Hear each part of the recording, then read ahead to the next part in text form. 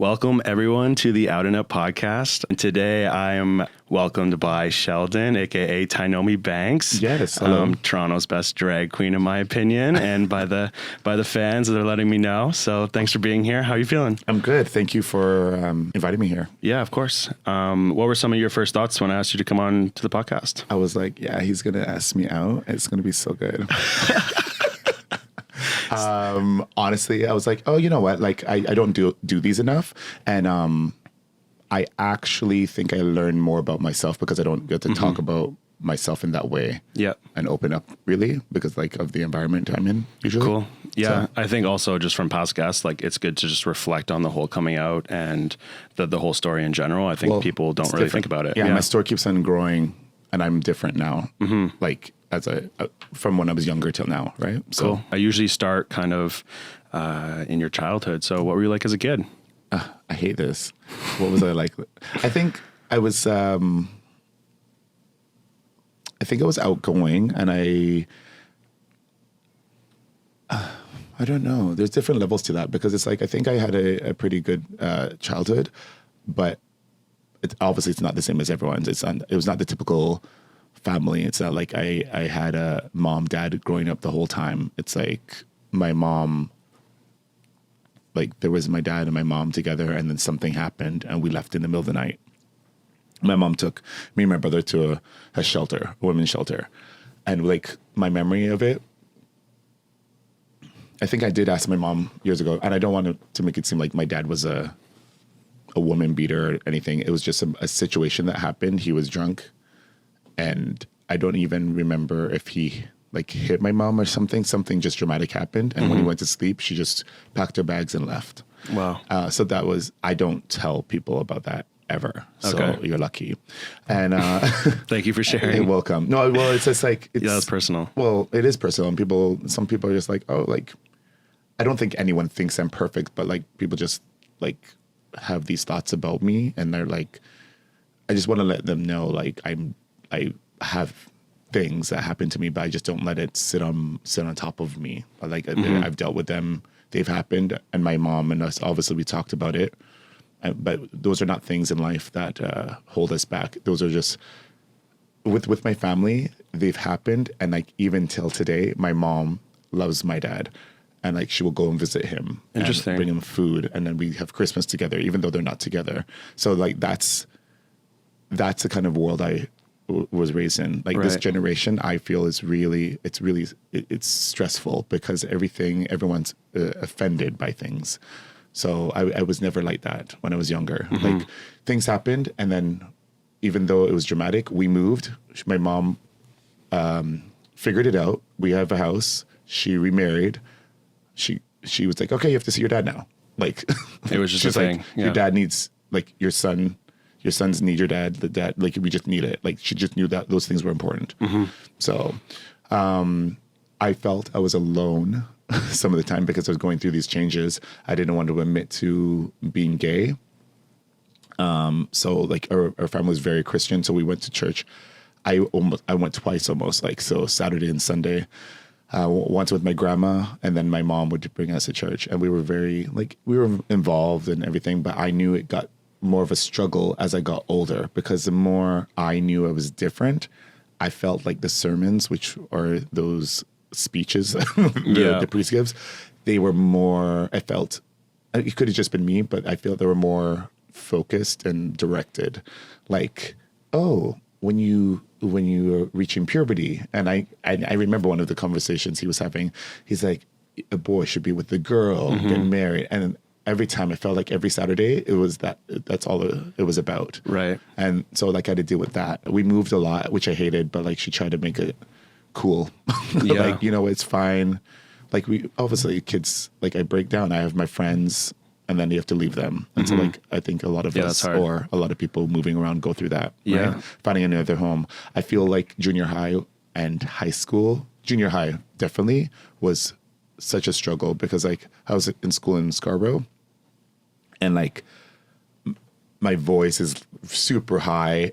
Like have a lot of girls as friends, but like no one, like these people knew me from when I was a child. So no one judged me until I moved to Pickering. All of a sudden it's like, I'm tall and black. Oh, go to basketball. You must be in the basketball team. I'm like, I hate basketball. Yeah. Like, Right. I don't want to play that. Right away, get made fun of. And Yeah. like I had a few friends, but I just don't remember good memories. Nothing dramatic happened, but I just don't remember me belonging. Were you dancing at that time? No, I didn't know how to dance. Oh, really? When did that start? My two-step, I started it in high school. Okay. When we went to high school, I joined. Oh no! I became friends with all these black girls, and then they were like, "Hey, let's make a stomp team." Nice. Like stomp, like bring it to the yard. Do you Yeah, remember yeah, the movie? of course. Yeah. And so we did like, they would sing. We did what song was it? "I Get So Lonely" by Janet Jackson. But Okay. we do the beat in the background. We had to do, and like doing all stuff. So that was like when I was like, "Oh, okay, I love this." And then we learned this choreo thing, and then we went for a talent show.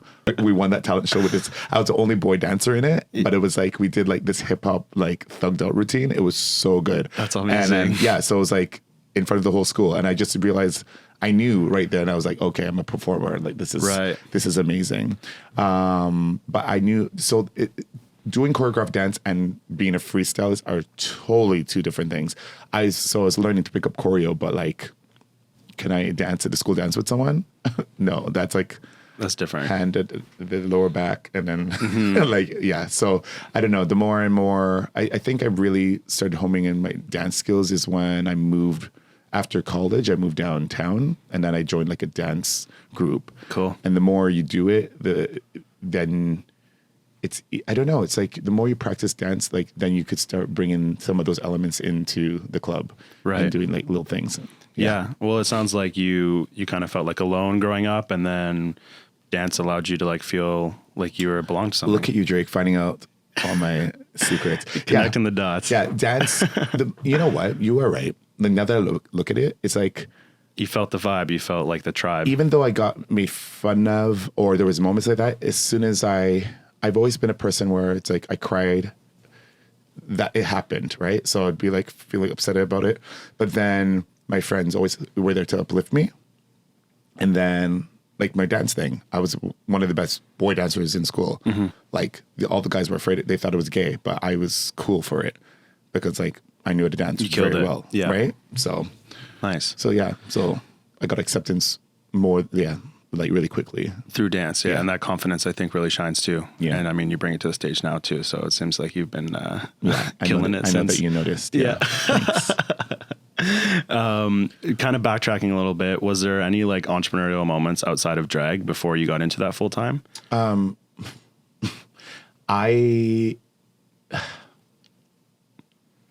Having a strict mom and Christian mom, all she wanted to make sure like we were doing was going to school and passing and going to college, doing something. She said I remember there was one time when I wanted to travel like around Europe because all my friends were doing it. She's like, absolutely not. And she didn't say it like this. It was like in Jamaican and very, and it was like a thing. Okay. She's like, I will not have any like no goal son in my house. Wow. Yeah. Stuff like that. So I was like, oh, that sucks. So I just had to research something to go to school for. And I picked public relations. Okay, cool. And so I did in school. I didn't do well. I did okay to pass. Mm-hmm. But then I landed a job downtown. There was a company called the Learning Annex, and it was in the States and here in Canada. And so I was an assistant event planner with them for 4 years. Nice. Yeah. So. And I mean, like growing up in a strict household and growing up in the church, I'm sure there's some struggles as far as like being in the closet and stuff. And, you know, the church doesn't really welcome the gay community that much. It felt like in Jamaica, it's so backwards. It's like, it's like hide or make sure you pray to the Lord the gay away. Mm-hmm. But no one said it, but it's there. Yeah. Like, and you know what? Date this girl.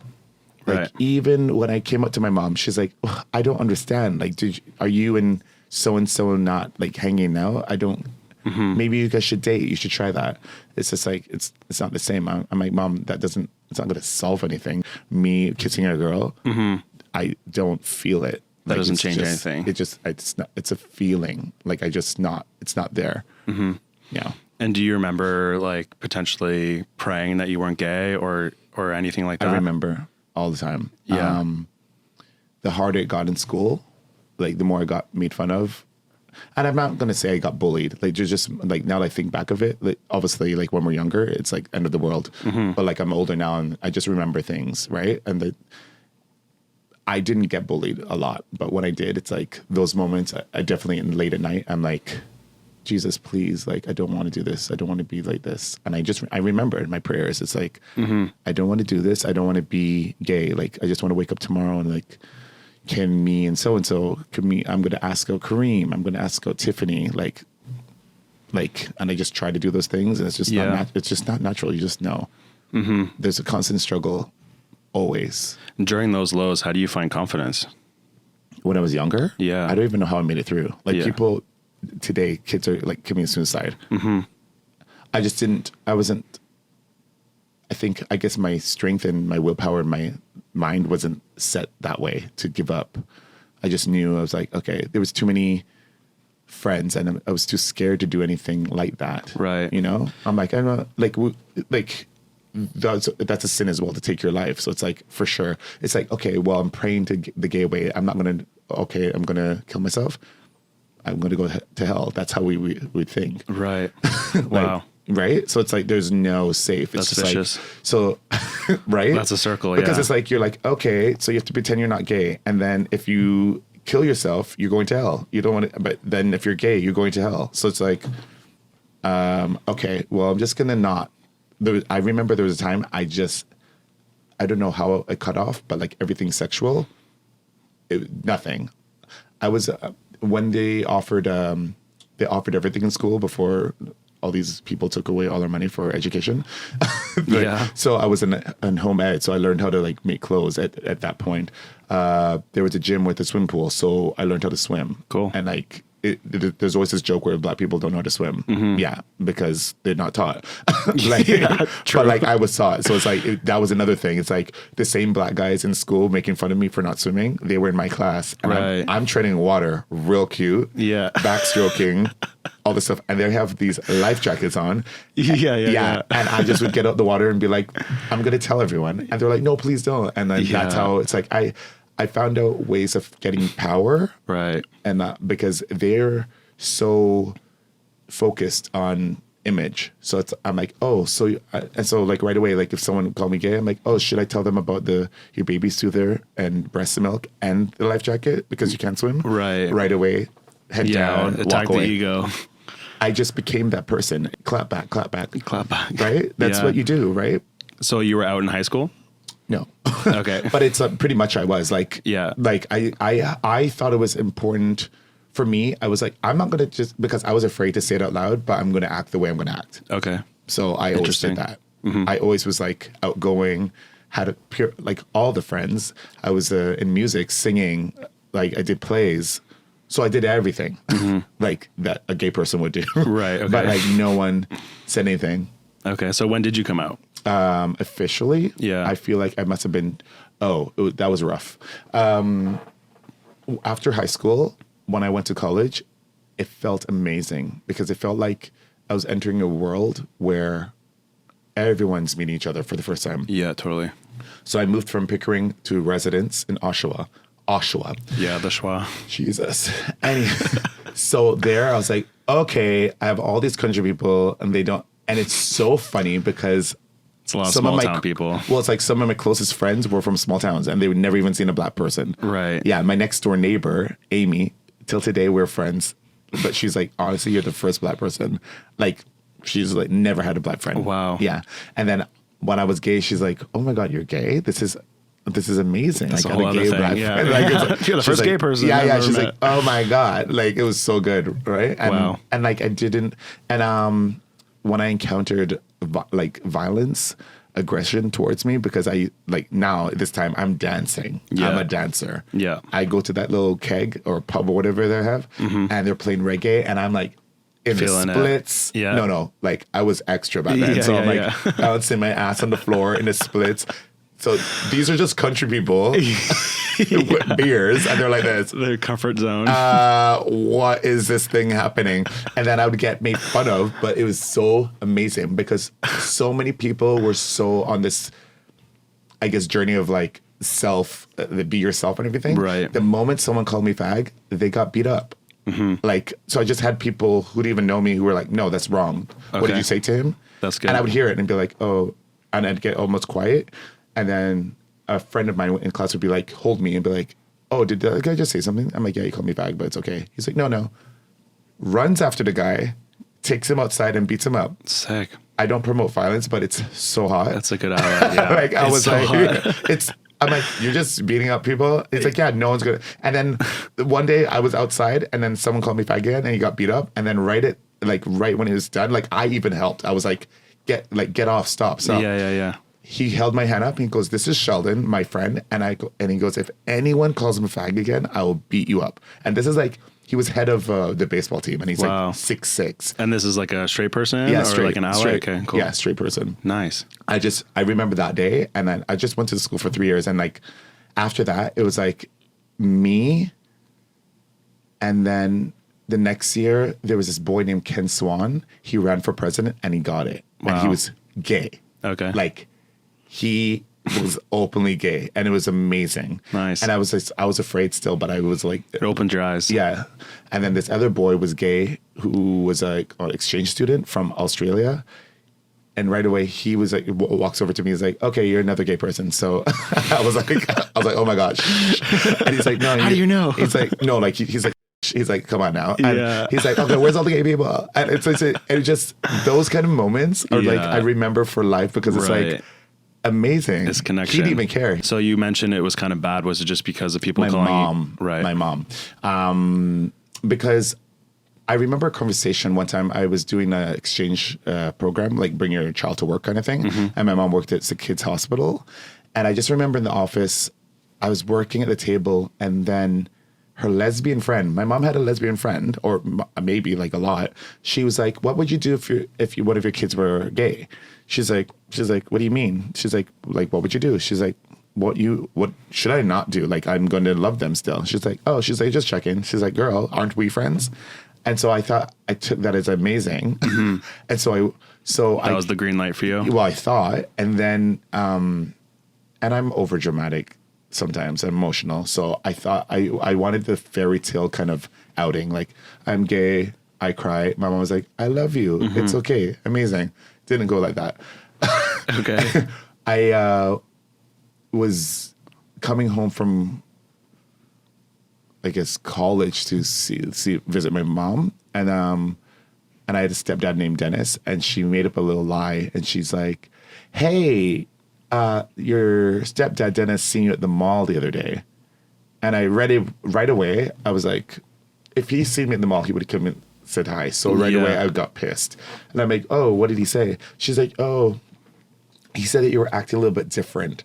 And I'm like, what is that? What does different mean? What was I acting like? She's like, like he ran into a friend and the friend was like, yeah, Sheldon's like acting like a girl and carrying on at the mall. I looked at her and I'm like, Mom, I'm literally going to start screaming at you because this is the stupidest story I ever heard. So what the are you asking? She's like, I'm asking if it's true. I'm like, what's true? I need you to say it. Yeah. She's like, if you're gay. I'm like, yes. Right away, I ran.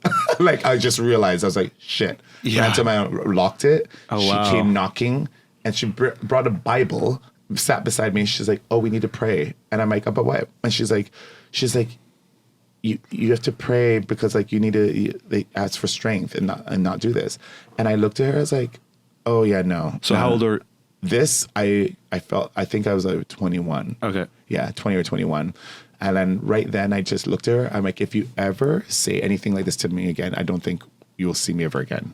Like I'm moving out. Right. And then I think I stayed there for the weekend and I just left. And then we didn't really talk for the year. Okay. She invited me to things. I just wouldn't go. So how did you heal that relationship? At Christmas, I went, she was living in Whitby and I was sitting in the window. This is like a movie. I was sitting in a chair in the window and it was snowing. Looking at the snow. Look at the snow. Exactly how it was. Waiting for Santa Claus. And I'm just like, and I just was like reflecting on the whole year. And she's just like not saying anything. Like she's being nice, but she's like, are you okay? And I'm like, no. And I started crying, like the hardest cry I ever cried. Right. And she just sat beside me. She's like, do you want to move home? I'm like, absolutely not. I'm like, It was so funny. That's when we started laughing. She's like, baby, move home. I'm like, never. I'm never going to move in with you. And she's like, what's wrong? Because I'm gay. I've been for the whole year. We don't even talk. She's like, what? She's like, honey, she's like, the reason I brought the Bible out and all these things out is because I see these things on TV. Kids are dying, committing suicide, getting attacked, who are coming out the closet. Like, and I said, are you sure? Meaning, are you sure? Because like, to wait, I was stressed for the whole year, waking up in the night, like, you don't call me. It's like, is my son gonna die? Like, I don't know. And then after we had that conversation, like, everything changed. Wow. Okay. Yeah. In Jamaica, I know it's like pretty homophobic. So have you ever? I've never experienced it, but I just heard stories about it. Even my grandma, she's very old generation. She's amazing, but I remember there was a learning moment there. This is before I came out to my mom. We're sitting at the kitchen table in Pickering. Ajax, sorry. My brother, grandma, and my mom was cooking, and we were making like porridge and stuff. Like, and then on the TV, there was something about the gay pride parade coming on. Yeah. And my grandma's getting like agitated and like moving it around and making faces. And my mom's like, what's wrong with you? And she's like, oh, the gay people celebration. She's like, it's a devil's work. They need to be stoned. And I'm like, wow, just tearing up, trying to hold it back. And like, just like, oh my God. And then my brother's like, yo, that's savage. Like, what are you talking about? That's like crazy. And I'm like, oh my God, good. Because I didn't even know what to say. I thought I was going to start, like, if I even opened my mouth, I think I would have just broke down. And my brother's like, yo, like, what are you talking about, stone people? And then my mom's like, yeah, like, she's like, I'm so shocked that you just said that. And she's like, why? She's like, why? She goes, hold on. You are bringing your grandkids to church every Sunday. We bring them to church, and all the Lord says is love thy neighbor. Who are you to throw a stone at someone, to kill them? Right. And then my grandma just felt so bad. And she was like, oh my God. She's like, I'm so sorry. She's like, yeah, that's scary. And it's for the kids. Like, what are you talking about, stone them? Yeah. Like, they're just being themselves. Like, it's just a parade. Go to hell? Why? Yeah, that's intense. Yeah, and then she just changed. So where do you think she learned that from? Or like, why do you think Jamaica is like homophobic? I wish I could give you super details. I just remembered seeing something, and I feel like you could like find it on YouTube. I never knew why for the longest time. Even when I had my first boyfriend, we would get in fights about holding hand in public. I couldn't even do it. Right. Petrified. And it was never, white people never did anything. It was always black people. And so this is why it was even weird for me, people seeing this or listening. Like, it's like I never had a lot of black friends growing up. I was like triggered by them too, because that's all that made fun of me. Like, I'd get a few things from some white people, but like, no, I would, my community, it was the hardest on me. And I seen something one time. Like for being gay? Yeah. And I seen something one time online. I don't know if it explains it, but there was this girl say, like, upset why she's like, why all these black men, I'm losing them to being homos. And then I'm like, listening to this video, and then there was a history clip.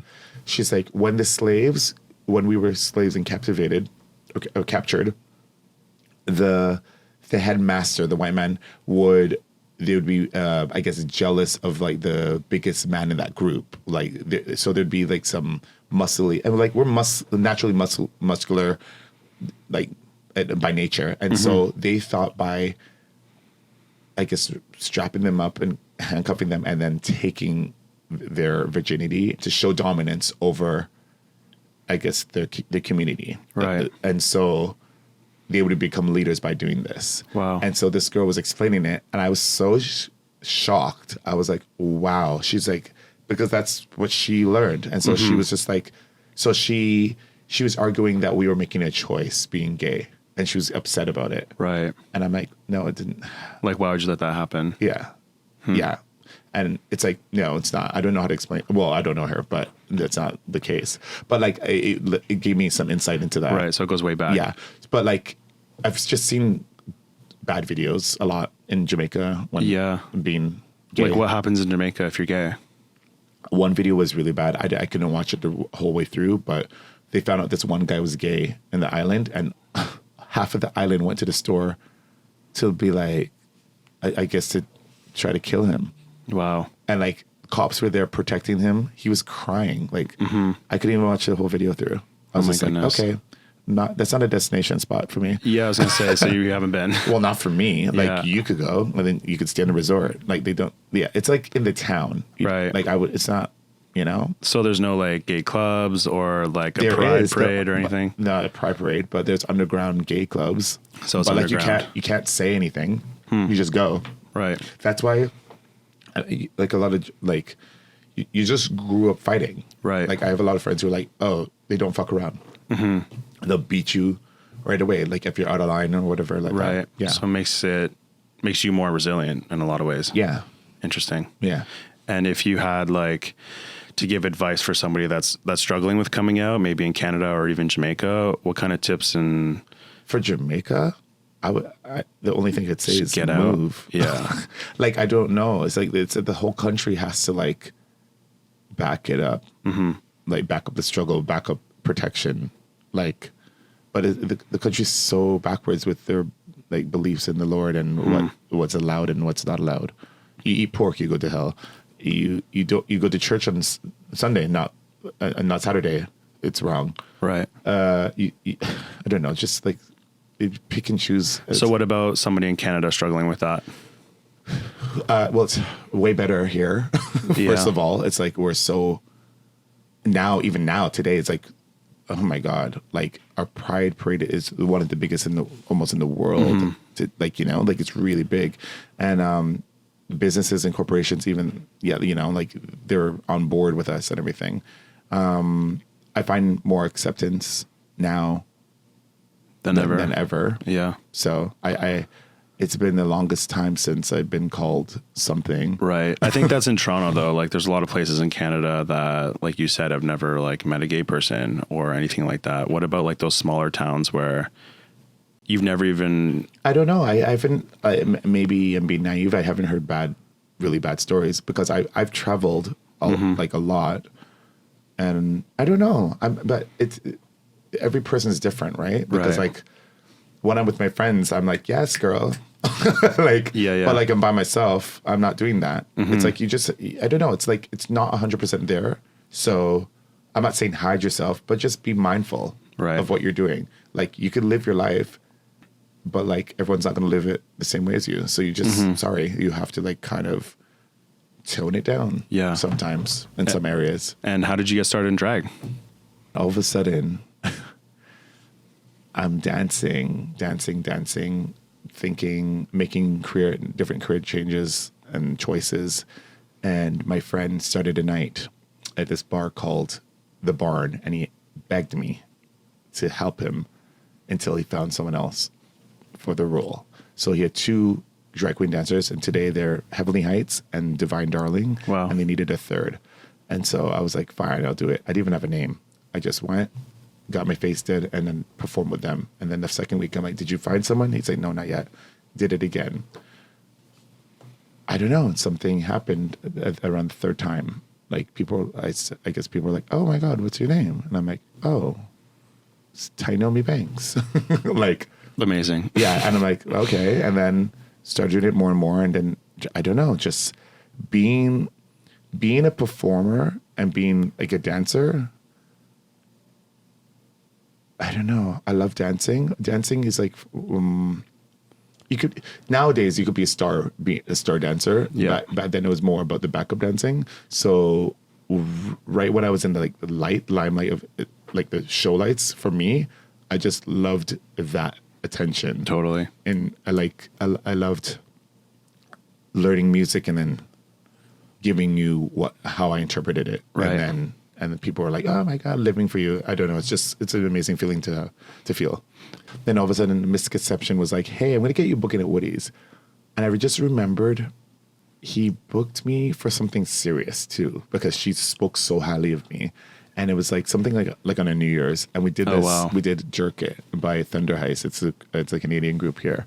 And Fonda was there, and she was like new age, and like she was and it's amazing to see it because it's like she was really with like the 90s and she used to dance on Electric Circus. So like she brought all that vibe to that and like production and everything. So like all of a sudden I entered a scene.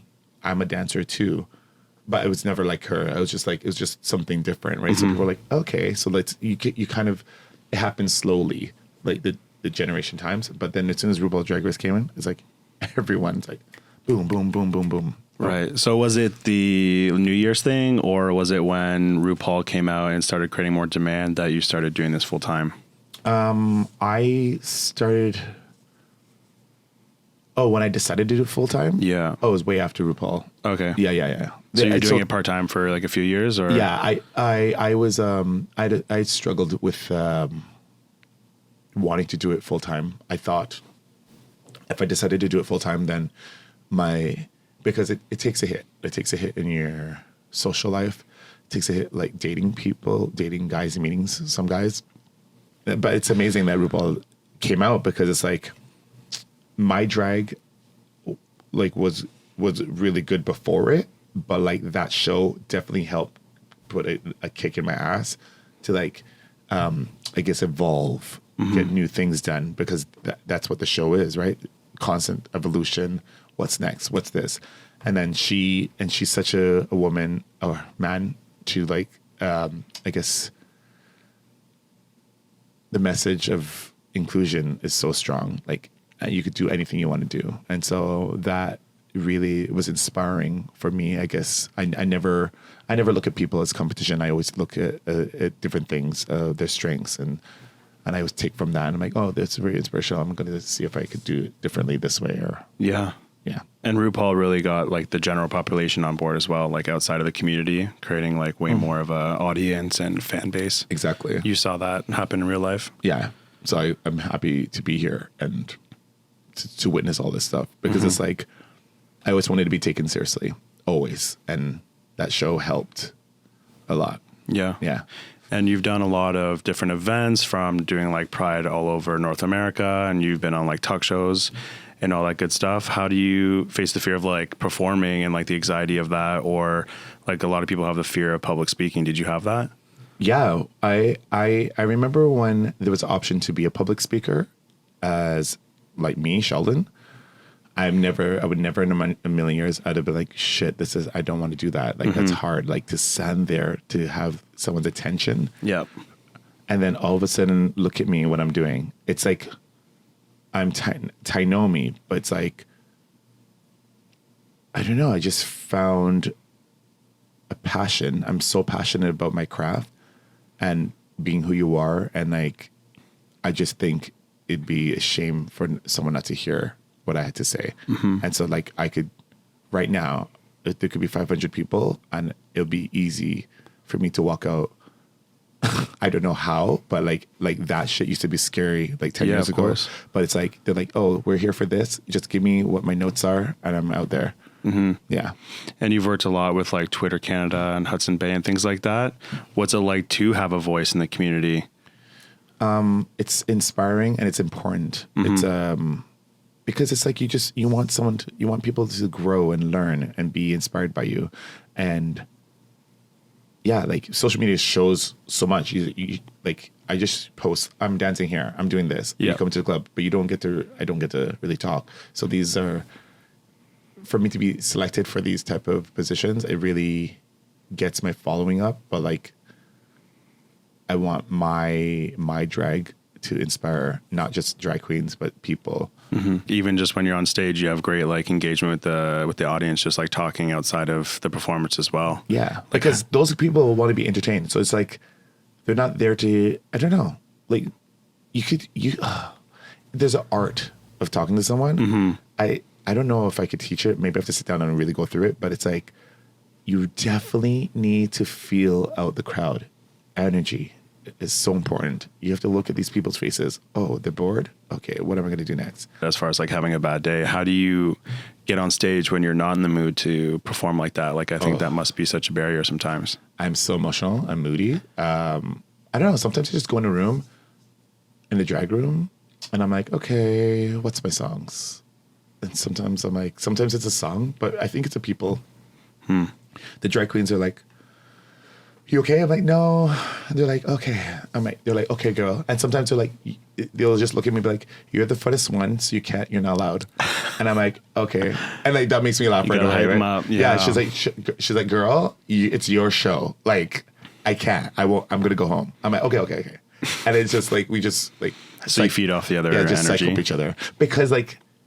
It's all of us are like that. Sometimes we're just tired, like to put on our face. So it's just and it's like at night, like past my bedtime, you know? Yeah. Like, that. I could not do that. Yeah.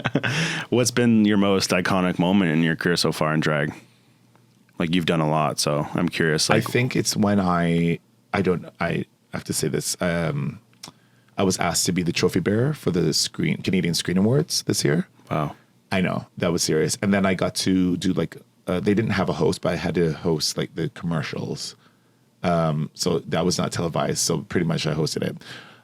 But I don't know. They're so stickler on the fact that they don't have a host, but I don't care. I did those commercials real cute. That was scary because it's like you have the whole cast of Schitt's Creek right there. And I'm like, oh. And then you have Jessica, who played Mystique from X-Men, like sitting front row. And they're just like this.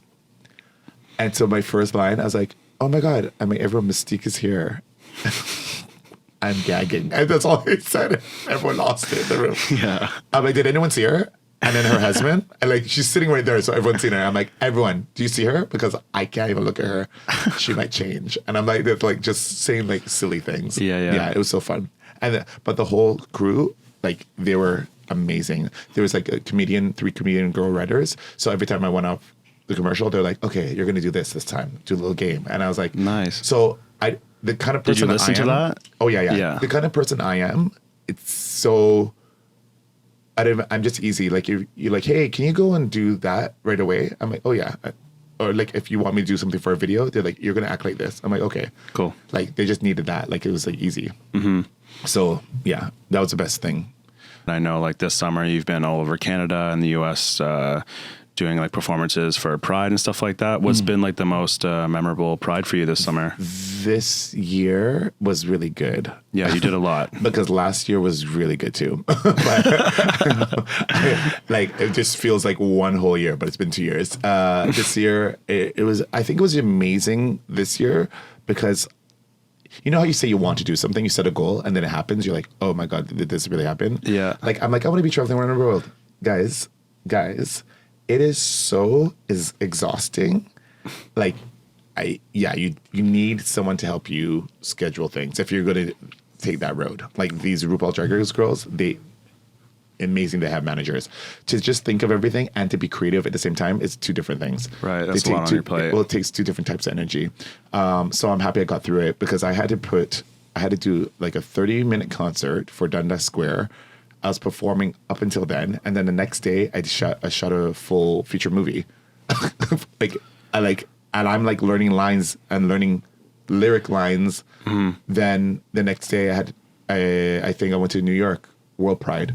Then I walked the parade, and then I performed with Deborah Cox, and it was an amazing moment because Incredible. It was all of us Canadians. She's Canadian, and then all the dancers were Canadian, and we performed at Times Square. Wow. And you've done things like a little bit smaller, like you've gone out to like Newfoundland, I think it was, right? Oh, I went to Halifax. Okay. And then Calgary. Mm-hmm. Yeah, that's a different vibe. Did you bring your, cowboy hat? No, everyone wanted me to. No. Well, there's no cowboys. I was yet to find them still. And I know you don't like this question, but what advice would you give someone starting out in drag? Stay in your own lane. I don't know. Advice to give me to starting drag? I don't know, honestly. Like, what do you wish you knew when you started that you know now? Well, no, they have it easy. Like, they have tutorials and they have like these social media moments like that helps teach. Like, I didn't have all that. Do you have a drag mother? Yeah, I do. Her name is Nicolette Brown. So she's, and it happened so funny. She see me, she's like, comes over and she's like this, exactly. Girl, she's like, you are amazing, but you look horrible. She's like, I will give you a discount. I'm going to teach you. And I'm like, okay. Wow. Yeah, right away. So like the makeup and stuff is what you worked on? That was motherly friendship love. Right. It's just like, all these, sorry, I'm burping because of this, guys. So sorry. All these new queens, I feel like they don't have mothers, and they're like, and I'm happy I'm the way I am, because I know some people reach out to me in certain ways, but I'm very cutthroat. I'm like, no, I'm not a mother, but like I do give advice and everything. Yeah. I feel it's important it's especially when RuPaul says this too, to look to your elders, because it's like, even though I do drag now, there's secrets and stuff they know that makes life really like way easier right now. Example, we're in Calgary. I'm standing there. I don't wear pads. All the other girls are having pads, but it's hot in this room. There was 8 of us.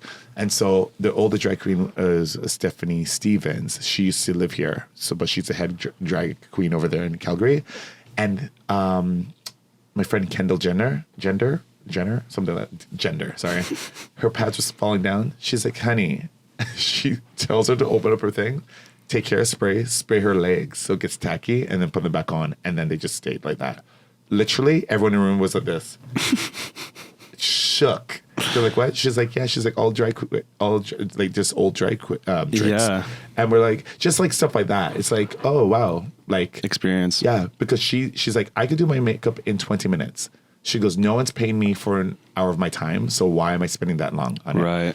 And I was like, okay. And when I turn around, she literally looked so hype. She's like, she just did like cut corners, but like her face is Just on. quick things, yeah. And like even up close, I'm like, okay, can't even say anything. Yeah, I've yet to do that. She's like, you girls are doing like all this magic and arts on your face. She's like, get out there, do the gig. I was like, so just stuff like that. Cool. And I mean, your strength seems to be more in like the dance and the performing and the engaging with people. I've developed a thing where I don't think you're ever done learning. So I like trying new things on my face. And so, yeah, my face is always a work in progress, but I still look amazing and I get booked for things. Yeah, of course. I'm the face of these campaigns, obviously. Yeah. No, it's cool. You've done a lot of campaigns. Which one like sticks out for you? Like which brand deal were you like really hyped on? I don't know. I just did all of them. It's all the same for you? Yeah, they were all amazing people to work with. That's why. I really like the IKEA one that I did last year, because it was all drag queens and they made it like a fashion show and it looked amazing. And it was just like, it was really fun to do.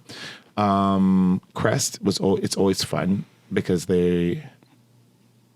for that, there's always a learning thing because they want you to post a certain thing. They want to really get out to the community and really be involved, right? And so that's more learning for me. But I love when we do the float. It's so fun. It's so fun. You walked with Crest this year in Toronto. Yeah. And I did it last year as well. Cool. So I'm happy they asked me to come back for that. The repeat. Yeah. Nice. Yeah. So that was good. Also, Twitter was very amazing. Yeah, the Twitter video is pretty cool. Because they're promoting that right now for TIFF. Yeah, right? They're all about... I forgot how she said it, but one tweet could go viral. So it's like your word means everything to people on that platform, and it's just amazing how inspirational something could be, and shared and stuff like that. And Twitter does that. How has elevating your drag experience to kind of be more kind of entrepreneurial or like turning it more into a business? Like how have you leveled up that regard? I couldn't have done it by myself for sure. There's always things I want to do, but there's always ideas that get presented to me because I guess I'm the person who can do it. Like my friend Scott Fordham, I remember the year he was like, hey, you should have a one-woman show. And I'm like, yeah, why not? And he's like, you ready? I'm like, yeah, I'm ready. And we did like 4 or 5 of them. And that show was like, it's like a full production. Like how many dancers did I have? 6 dancers. But it's like all the routines are like, it's not like a regular dance. Like you just don't go to a club and see it. Like you paid at the door and it was like thought out. It was a show. So I don't see a lot of girls doing that. It's really hard. Yeah. It takes up a lot of your personal money because like you're just paying the dancers from the door. Because I didn't want no one to do anything for free. And so it's like a lot, like if you have like a goal or a dream, you have to put a lot of yourself into it, and you have to do it for the right reasons. Yeah. Like I didn't do it for money. I did it for the community, and I wanted like the community, we deserve that. Yeah. The community there's only two places to kind of go. So it's like, why not bring people into town? And I wanted to make another name for myself. And and those shows really did well for me, and I need to bring it back. It's been a while. I'm so like controlling when it comes to my stuff, and I don't like to try new things sometimes. I'm stubborn. So I really had to open up to, like, example, my roommate, close friend right now, Mark Smith. He's a wardrobe stylist, and he works with like biggest names, Hollywood even, right? And he's just like, but he naturally like loves dressing and fashion. He likes that, right? And so right away he's like, you should do this. And so why not? It's like, it's only to help me, right? And is that in regard to fashion and like your like my aesthetic sometimes, right? My build, like it's drag right now is like so like elevated. So it's like, what can I do different?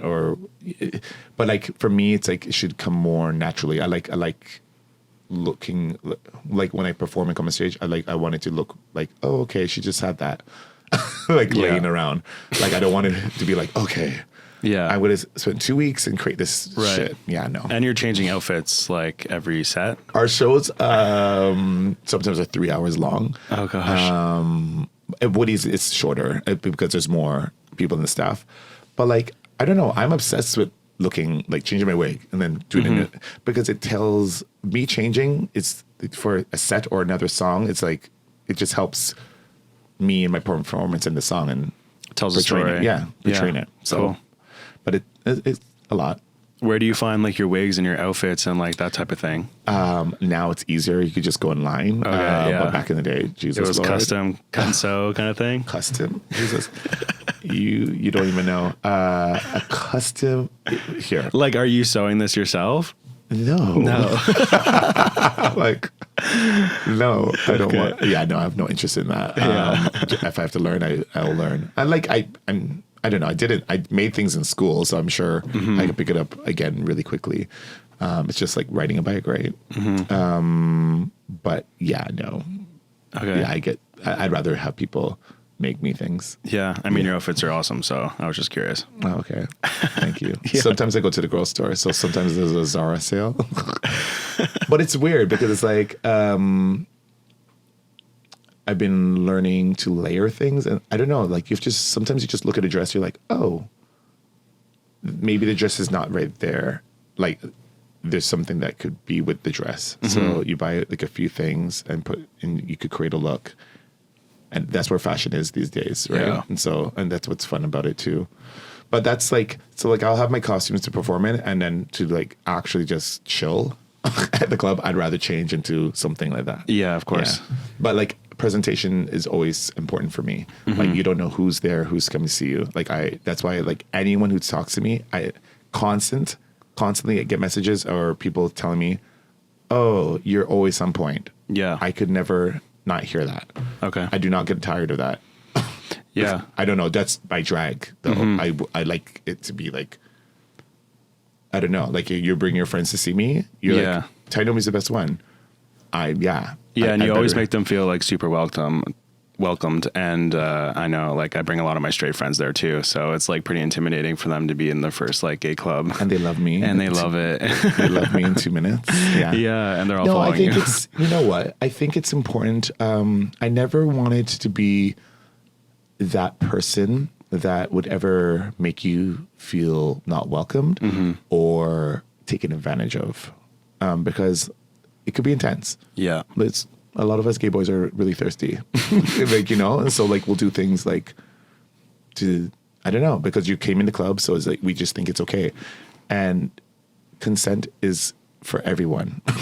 So it's like this is why it's an art. It's an art to really like read a person, read a crowd really quickly. Yeah. So like right away, before you even when you brought your friend, you didn't even tell me. I'd seen you in line, and then he was like, oh God. I could see it on his face. And so right when he came in, right away, Sheldon comes out. Like, it's Tynomi, but like I was hey, nice to meet you. Right away, when you gain that type of trust, everything else is easy. Like, we could have fun. Yeah, and then they really enjoy the show, and they're I could hang on to him. Like, and then we were like pals. Yeah. Like, it was like, it's just really important because you always want people to come back. Yeah, I mean, I think you made him feel really special. Like, we were talking about how he wants to like start dancing, and then really? You were on stage, and you're like, Dan, look at me, this is for you. And then you just killed the song, and he was like, what? And he was just like mind blown because like you made it so personal. Oh, I forgot I did that. Yeah. I remember because he was talking about it all night. But he was like, I'm a dancer. So I was like, okay, so you're going to come to the front of the stage and have your back to me? No. Oh my God. Yeah. So good. Yeah, that's good. So we're going to move on to some Instagram questions. You asked your audience, basically if they have any questions about coming out or drag or anything like that. So we've got 6 right here. And if you want to follow. Oh, my handle. So Tynomi Banks. It's TYNOMIBANKS.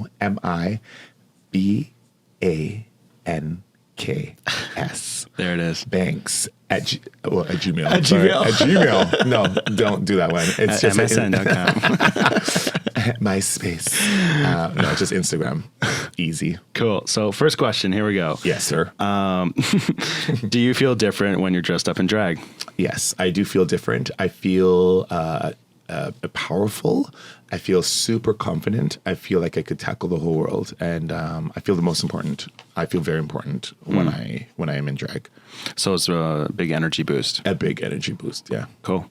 Next question. We're doing a lightning round here, but yes. Secret to keeping your wigs on even after multiple wig changes. Oh my God, I've never done this. So I'm guessing the base wig, the last wig you're gonna end up with, I think that should be glued down, especially if it's a lace front wig. And there's like elastic gauges in the wigs, so it's just if you cross them properly, the wig gets tighter or looser. That's for the base, and then with careful precision, you start piling those wigs on.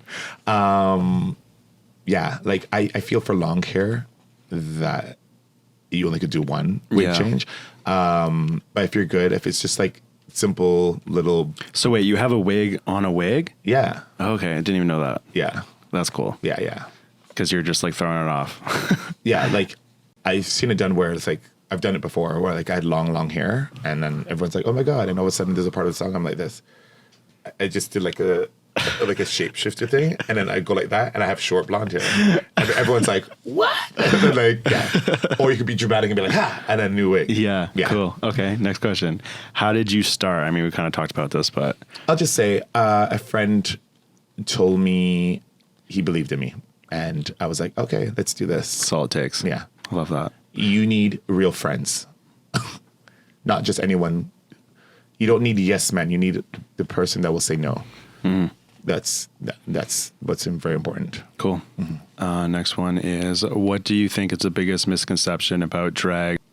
I don't know. This is not so lightning. It could be layered. I just find that they think we're clowns. And this is just in my opinion. We're not. We're performers, and you're not going to a zoo. And I just find that it's to some of them, it's like, oh, okay, this is a thing we're going to do tonight. We're going to go watch drag queens. And it's like, no, this is actually a lot of our careers, and we take it really seriously. So that's one. I think a lot of them forget that drag queens really paved the way for a lot of gay people, like to be even comfortable in spaces. Because, I don't know, without a drag queen there to break the ice sometimes in a room where you're newly gay. I've met so many people who are like, oh, it's my first time coming to the club. You made me feel so like amazing. We don't know. It's a feeling. Like we see you in the crowd. We see a scared little person. So we're like, walk over and we're like, hey, what's your name? We make you feel special and wanted. Yeah. And that's what's important about us. And I think people tend to forget. Because sometimes I think right now we have oversaturation of drag queens, but like if you go back to the queens who have been here from time and everything, like that's our job, to make you feel safe. Yep, totally. Like you're in a safe space and we're here for you. Great answer. Next question. Why you got to bring it to every ball so hard?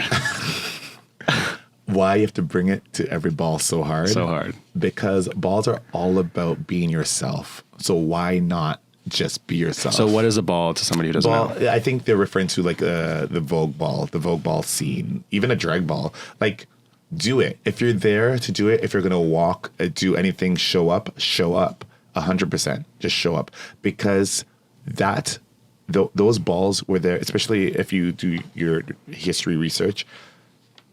That's where like families were started. Like where you were out, when no one was accepting you from the outside, this is where it started. This was home. And fighting for food and all this stuff on the streets. No, come there, dance. You dance it out.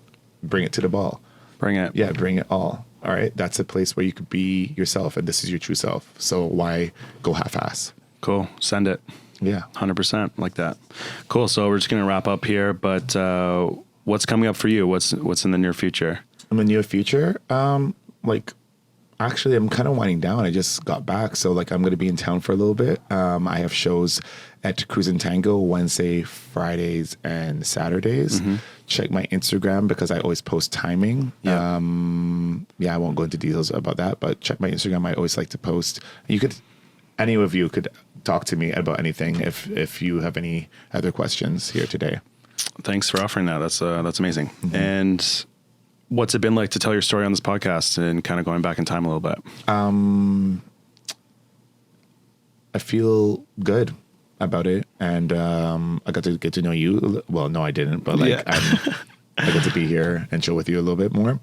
And I don't know. I just think it's important, and I hope people see that it's important to learn from my decisions, mistakes, and I get to, I don't know, a glimpse into my world. Behind the scenes, yeah. Cool. Giving you like a different type of voice. And last one, any messages you want to share before we go that we didn't get to touch on? Anything we didn't get to touch on? Yeah, any last messages for somebody listening who might be in the community struggling, or somebody who's looking to start a business and like leveraging those skills? Honestly, I think just like I said before, honestly, reach out to the people with experience who've been there. The mentor. Yeah, the longest, right? You have all those. I think we depend on social media a lot to find our answers. It's so easy just to Google, what is this? What is that? But like go to the people who lived it. Right. And like are there. And that goes the same for business people. Like you want to start a business, it's like go to the people who are in that. Who've done it, yeah. Who've lived that life, grew up in it. Over and over, yeah. Because honestly, you'll find out the most amazing stories. No, that's good advice. I think mentorship is huge, and I feel like even if that first mentor you reach out to doesn't hit you back or whatever, just keep going. You'll find it and feel it out. Yeah. Cool. And I guess that's it. We're going to wrap it up. But thank you. Thanks for coming on, and I really appreciate it. Yeah, me too. And thanks everyone for listening. Thanks for everyone tuning in on YouTube or iTunes or Spotify, wherever you're at. This is the first video podcast, so I'm pretty excited about this. And I guess like follow us on YouTube, find us on Apple Music. Find us on the Apple Podcast and leave a review if you like this one. And you can visit outandup.co for more information. Thanks to everyone for tuning in. Bye. And remember, everybody needs you.